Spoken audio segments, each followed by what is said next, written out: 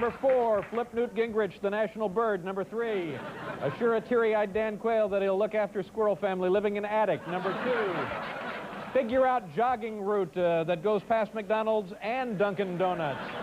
And the number 1 thing Bill Clinton had to do on his first day in office, start making pathetic excuses.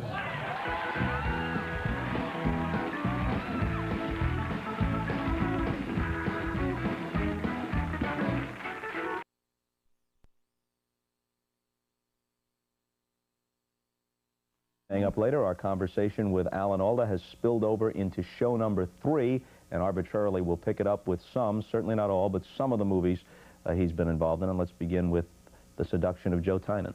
What's the parallel between this guy's particular circumstances, happens to be a politician, starts out idealistic, has to make inevitably some compromises. What's the parallel between that and any public man or woman? Well, when I wrote it, I did a lot of research on politicians. I interviewed a lot of male politicians and their wives, and I went to Washington and hung around senators' offices, several senators, and tried to get as many details of their work and their private lives as I could, so it would be realistic. And then I made the connection that you just talked about it seemed to me that any public person has the same problems as any other public person in many ways. And I had just become very public with the success of MASH. These people ask anything they can. You don't have to dig into your body. I guess I incorporated some of the things that I had come to understand about how hard it is to have a public life and try to have a private life at the same time. And I think it's bigger than just saying, well, if you have a public life, people are going to bother you in the airport. That's one thing. Yeah. But there's also a persona that you legitimately want to direct. It's reputation, it's communication with the public that's legitimate, as distinct from image, which is just a bunch of PR stuff which a mature person shouldn't care about. But it's hard to control that. It's hard to make what leaves here and goes there be unfiltered. Very tough. You know, this is... Does that make any sense? Well, it does to me. I don't know if it will to anybody else, but only because I've been through it. And I know, and you've probably been through it. I know, I mean, I connect with a lot of the things you said there. I think, what do you think about this? It seems to me that there are so many people to communicate with in our culture, and we have these means that you and I are hooked into communicating to people. All this technology, and in the same way that much of the rest of our lives has to be lived automatically. I mean, people must live a lot of their lives automatically. It's not denigrating to say you only use a certain percentage of your brain in your conscious life, because you couldn't use everything and survive. You can't walk down a flight of stairs thinking about every muscular motion it takes to get down the stairs, or you'd fall in a heap. You've got to work on automatic pilot a lot of the time to get most of these things done. And one of the things that happens when you're communicating in a mass media way, the way we do, is you have to use things like image, and so, or the public has to use things like image in order to get the message. There's a lot of this gets compressed, and in that compression, in that act of compression, I think is a lot is lost. That's human and textured and ambiguous. When you can sit and spend a couple hours over a beer together, you get a full picture of somebody. Even though they don't say who they are, they reveal who they are. And that gets so compressed, more and more now. You know, you used to have a 40-minute interview on the Today Show. Now you'll have a 6-minute piece, if you know, and that's a lot. That everything is so compressed now that you're working on images, and all the business about politicians and sound bites is another example of that. Everybody's working on, oh yeah, I know what that is. Yeah, okay, what's that? I know what that is. We've almost got to the point of the old joke where the prisoners say the numbers instead of the punchlines of the jokes. And everybody wants to be able to say, in a half sentence, who Alan Alda is. Yeah. Who the next guy is. It's not only true of me, it's true. I keep hitting my microphone. I want to apologize. That's all right. It's not necessarily malicious. Sometimes it is. Sometimes it's it's done with a sneer because there's a lot of mean-spiritedness out there. You can use it maliciously, like, you know, kids at summer camp get nicknames and then they're used against them. But it's also just a way to get by. People can't get by any other way. There's too much information. You got to tag it. You got to be able to sum this situation, or worse yet, this person up in a sentence and move on. And I think that's, no matter how well you've been treated, no matter how happy your circumstances are, if you have half a brain at all, it bothers you. Even if the summary is complimentary. That's right. It bothers you. That's right. That's right. Well, because even if it's complimentary, it's still a nickname. It's still, oh, you're the one with the smiling face. Yeah. No, I'm not the, no, sometimes I go walk in the street sometimes. People would say to me, how come you're not smiling like you do on TV? You say, well, I'm not getting paid as much right now the way I do then. You know, whatever answer you give, it's stupid. You know, fact is, you're a human being, and they don't get that because they've relegated you to the little box. The Four Seasons is a movie I would imagine you're still pretty proud of. Yeah, I love that movie, yeah. And although I love the memory of it. I mean, I haven't seen it in a while. I mean, I suppose if I saw it, I'd say, oh, gee, I wish I'd done that scene better and stuff. I thought it made some statements in a subtle way that never had that feeling of, let's step outside this entertainment to lecture for a while, then step back inside of it. It made its statement in a way that just fit the story. I'd be interested to know what you mean by that. Well, for example, I wasn't aware of making a statement. I really was just exploring. I didn't know what the picture was about until after I'd made it, as a matter of fact. One thing I'm thinking of, early on, the women are sitting around, they're talking about their careers. The men are in the kitchen making dinner.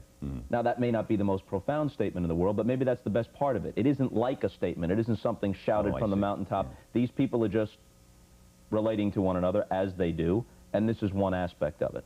Yeah, well, that just was drawn from life. There were a group of us in our little town where we lived in New Jersey for a few years, where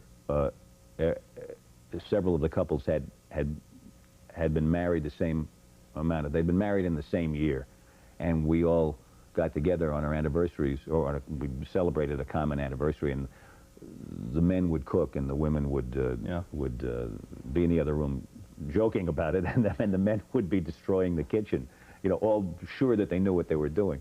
The oil's not hard enough. Then why have I lost my eyesight? It's not hot enough. You cannot cook Chinese food unless the oil is 480 degrees. It's a scientific fact. Did Einstein say that? Newton, Isaac Newton, inventor of Mushu pork. Hey, Annie. The magazine is doing a piece on the top 10 executives in the country. How would you like to photograph them for us? Oh, God, I'd love to be in Fortune. Oh. But I guess in a way there was a little bit of deliberately showing something unconventional, men cooking while the women didn't. Why didn't it work as a television series? Oh, a lot of reasons. I thought that we could do it the way we had done the movie, and it turned out that we just didn't have the time to. I couldn't find enough other people to write it, and we couldn't get the writing to work. And see, the thing that worked in the movie was not the funny dialogue. It was the stuff between the words. It was what was under the words. I was always interested in that movie in the subterranean movement, the tectonic movement under the surface. And on television, you don't have much time.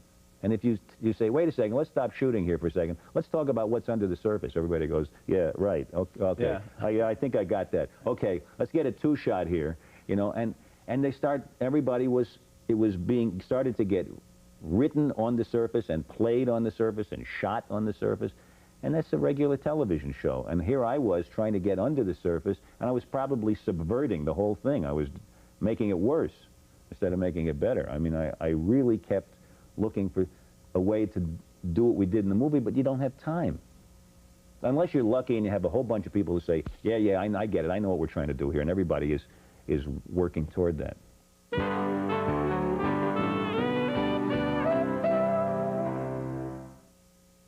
After most meals and snacks, plaque pH can fall to levels where acid starts attacking teeth. These attacks can last up to 2 hours, increasing the risk of damage to your tooth enamel. That's when chewing can help. When you chew for 20 minutes, the chewing action produces and distributes more of your mouth's natural defense, saliva, which helps neutralize acid within minutes. So in addition to regular dental care, after eating, chew Wrigley's extra sugar-free gum, because chewing helps nature fight the acid attack.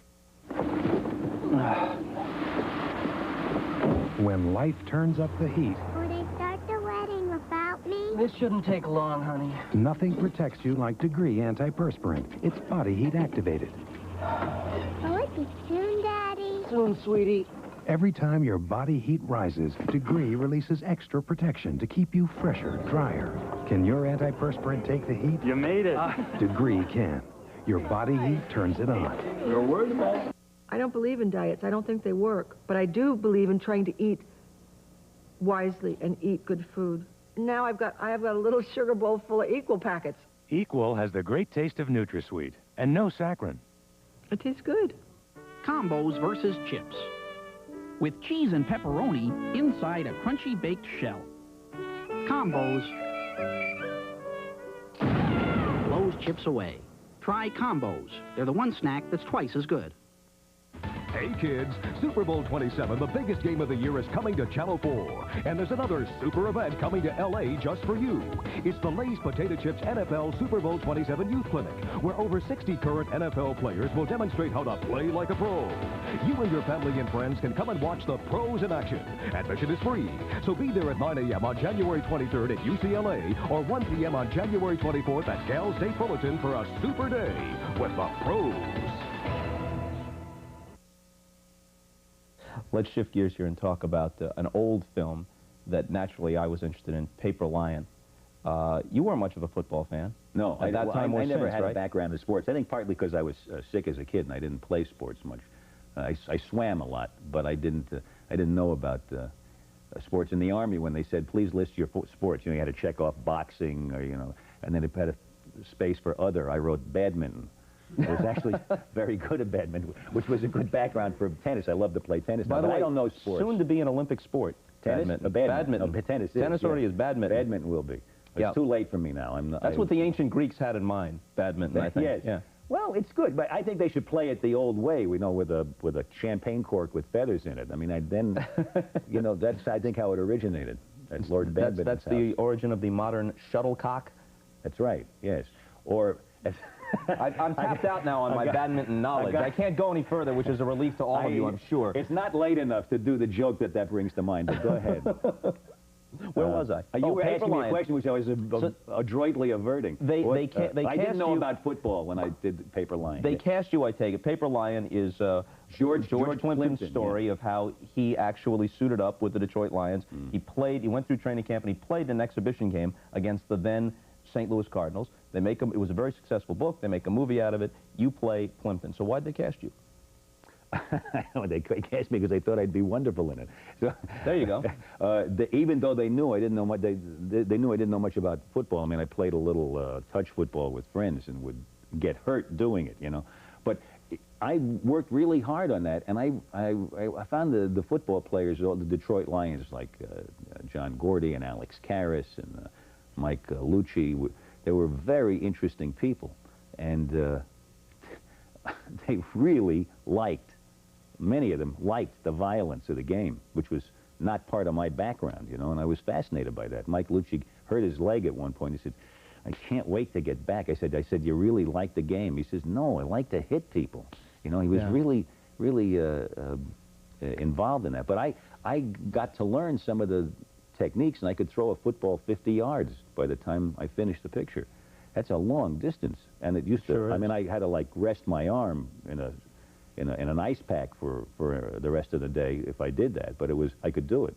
I think the beauty of it is, though, that to the extent that you didn't look like an NFL quarterback, that was okay. Oh no, I was supposed to look awkward, and it really came naturally to me. I mean, there's a wonderful slow motion shot in the picture where I'm running with the ball, and I start to fumble it out of my hands, and I managed to get it back in my hands again. And that really happened. You saw somebody trying his best who wasn't really talented at it, and that although George is a good athlete, I know George a little bit, and I really admire him for the way he's spent his life trying to become a good writer, trying to help other writers, and trying to understand sports and music through this wonderful invention of his of living it and then writing about it. It's a very interesting way to bring the public into that field, because he's every man just like them who's trying to do it. I think he boxed against Archie Moore. And I boxed, in playing him, I boxed against Sugar Ray Robinson, who was a very sweet man,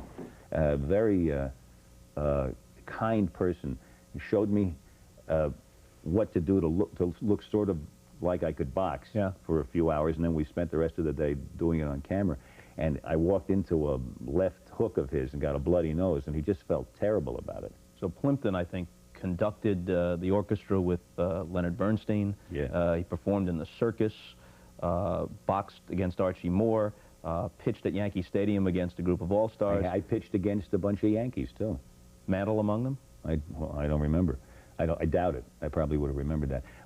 But, you know, it's scary to pitch a ball at a guy who can bat it back at you. Yeah, that's the real frightening thing, and people don't realize how close 60 feet 6 inches is. Oh, man. I pitched in a game where media guys were playing big league ball players, and the only thing you can think of is, if this guy hits one back at me, I'm going to be killed. That's right. It's not scary. hurt, killed. Yeah, you could be killed. When you watch them, it always amazes me. I mean, one of the reasons I don't read much about sports is there's so much nonsense written, like, this guy's a bum, he can't play. Yeah. The guy who's writing it, you know, can barely get from his typewriter to the bottle of scotch. And he's, and he's saying that this guy's a bum. This guy can do things that are superhuman compared to what the writer can do. Who is he to complain like this? These people are incredible specimens, you know, and their nervous system is so well developed. Everything about them is beyond what most of us can do. When I sit at the U.S. Open and I watch them serve, and the serve is, I'm in the box where the serve is coming right at me, and I think, and I love tennis, if I were on the court, I would turn my back to the serve, you know? I mean, I wouldn't try to return it. You could get hurt. When Goran Ivanisevic unloads one at about 115 miles an hour, forget about it. Yeah. How hard did you get hit, either on purpose or accidentally, In doing the paper line? Yeah. Oh, pretty hard. I mean, they used to like to tackle you. And they just give you a little shot just to, like, it was like a little cute, like a greeting card, you know? 39, hut! Hut! Hut!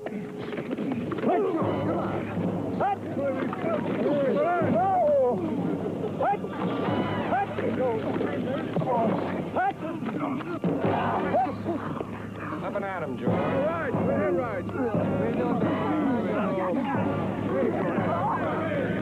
Go, George. Come on, George. Keep going, George. Keep going. One time, in one shot, 11 of them piled on top of me. And that's a lot of people. First of all, they're very heavy. That's the maximum allowable, actually. I think it would is, be yeah. 11. and at the bottom of the pile was me and Alex Karras, who, when he tackles you, he can't stop kicking his leg. His leg is going like this. I don't know what that motion is. It's sort of like a rabbit or something. And his shoe with the cleats on it was going into my ankle. I got up. I couldn't walk for a half an hour. My foot was asleep for a half an hour. Other than Plimpton himself, Karras was really the central figure in the book, because a very interesting man, sensitive, and in some ways a sad guy who couldn't resolve a lot of things in his life, and yet I never a knew him to be tremendous, sad. I don't know. tremendous football player who reveled in the violence at that moment in that context. But the gentlest man you could find. He certainly took care of himself on otherwise. the field. Yeah, I mean, and he was down in the pit, wasn't he? I mean, Yeah, it was in the lineman. most violent part of the game, and yet a wonderful sense of humor. He had a very creative sense of humor. He could improvise about anything and just keep you laughing, keep the whole place laughing for hours. And then he became a very successful actor. He's a really interesting guy. I think that playing football probably is good preparation for acting, because you face death and dismemberment. I'm serious about that. You really, I mean, every one of the guys I got friendly with had a shattered knee within 6 months. And they all faced that every time they went out on the field. Something happened to their eyes. That it's like talking to a cop. Talk to a cop who's been on the street for 20 years, There's something alive in their eyes, and the same with football players, that you can't get. No actor can imitate that. And it's a really good preparation for acting because, as Nicholson said about acting is 90% guts. It's nerve. I think he said nerve. And you've got to be brave when you go out there. You have to put aside all the self-doubt that gave you whatever sensitivity you have to be able to go through it. Then you got to put it all aside and say, I deserve to be here. And I think a guy like Karras steps out in front of 20 million people in the audience and says, yeah, I deserve to be here. And he can relax. And comfort and relaxation in spite of all of the distractions is the heart of it. And just like these guys can be relaxed out in the middle of a screaming stadium when they know they get this train coming at them. What's bright red, featherlight, and comes with an extra long cord? Guess again, it's the Dirt Devil Hand Vac. That powerful revolving brush cleans it all, from pet hair and dirt to stairs, cars, and little messes. So get the Dirt Devil Hand Vac and lighten up. How a count eats a Reese's peanut butter cup. I like to eat the peanut butter first. There's no wrong way to eat a Reese's. Oh, my favorite shirt, it's my brother's fault. It collects so much dirt. Oily, icky stains, well, Mama lifts them out with A-L-L, stain lifter. That's all. I had an awful cold. He said Drixoral. For 10 years, pharmacists have recommended one cold medicine the most. I could barely breathe. He said Drixoral. 12-hour-long prescription-strong Drixoral. I don't know what to take. Take it from your pharmacist. Take Drixoral. Tired of hearing no when you want to buy a car? At Cars Yes, we say yes. Yes, we have financing for every credit situation. Yes, we have licensed tax preparers who will prepare your income tax return free if you use your refund towards the down payment on a car. Yes, it's Cars Yes, with 5 convenient locations to serve you. Call 1-800-CARS-YES for the Cars Yes location nearest you. You know, Vern, timing is very important. And that's why you should buy your car at Cerritos Auto Square during the last 10 days of the month. They're way overstocked. All 15 dealers are under pressure. They've got to lower their prices. Meet their quotas. They're just a bunch of wimps. Now's the time to strike at the soft underbelly of Cerritos Auto Square. What about the salesman? Don't worry about the salesman. Any one of us can whip a salesman during the last 10 days at Cerritos Auto Square. 21 dealers strong, 605 Freeway at South Street. How often has it happened that you really weren't relaxed and you really didn't believe fully in yourself, and then you saw the finished product and you said, through skill, through whatever finesse I picked up, I was able to fake this and nobody but I knows? Not very often. If you fake it, it shows. I see it. When I fake it, I see it. Or if I lose heart, I can still see it. And it's communicated. Everybody knows. They may not be able to put their finger on it, but pretty much everybody knows. That hasn't happened much. Usually I'm confident. Although there are times when I've had terrible anxiety attacks where the worst kind of anxiety you can get on the stage is when you say, what makes you think you'll know the next line? And then you say the next line, and then you say to yourself, yeah, you got that, but what makes you think you'll know the next one? And then you start to sweat bullets. It's just, it's something that from time to time most actors have gotten. Have you ever flat out forgotten on the stage? Oh, yeah, sometimes you forget, and you say what's sensible, and you get back into it. When I was a young man, it was harder for me to do a long run than it is now. I was in my 20s. I had 2 plays, The Owl and the Pussycat and The Apple Tree, that I did for a year each. And after 3 or 4 months, after about 3 months, I would forget a line, but I'd know what the scene was about. After about 5 or 6 months, I wouldn't know what the scene was about. I wouldn't know the line, I wouldn't know what the scene was about, but I'd know what the play was about so I could get back into it. After about 8 months, I wouldn't even know what the play was about. I was saying, what am I doing out here? Who are these people, you know? But now, I don't find that now. My ability to concentrate is much, much better, and it's a very fresh experience for me, so I'm happy to have grown. don't believe in diets. I don't think they work. But I do believe in trying to eat wisely and eat good food. Now I have got a little sugar bowl full of Equal packets, and Equal just fits right into my lifestyle. You got the sugar, you got the pink stuff, and you got the Equal. It tastes good. Equal has the great taste of NutraSweet and no saccharin. So if you can cut down putting sugar on things, you're way ahead of the game. Do you really matter? Does your long-distance company think so? Whatever happened to those big savings you expected? Did you know some companies give you 2 phone bills, not 1? Is life too short for that? Do you sometimes miss AT&T? Switch now. You'll get competitive AT&T prices the world over. No more than a penny different than other companies for most calls. Switch free to the AT&T service you deserve. Call now. Left, right, left. Company? Sounds hostile, Sarge. Lousy cough, sore throat. Try Nice. Sugar-free Nice showers your throat with medicine for icy cool relief. Left, right, left. Put your throat on ice with Nice. Combos versus chips. With real cheddar cheese on the inside and crunchy baked crackers on the outside, Combos stands alone. Try Combos. They're the one snack that's twice as good. This week on the Channel 4 News, the man behind A Few Good Men, director Rob Reiner and his dad Carl talk with David Sheehan Thursday at 4. Will Scent of a Woman be a Golden Globe winner for Best Actor Al Pacino? From their mouth to God's ears. David interviews Tim Robbins, Susan Sarandon, and Whoopi Goldberg and looks at their big competition in his Golden Globe preview Thursday at 11.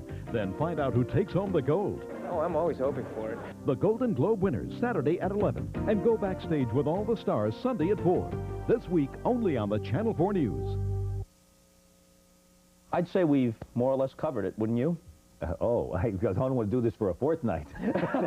and you already did it for a fortnight, doesn't it seem? These people are wondering why I haven't got my shirt lunged. We did this all at once, right? You know, you are getting a little gamey. I know. I'll be actually kind of happy to usher you out of here. Thanks. We really enjoyed it. Nice to meet you. Okay, see you later.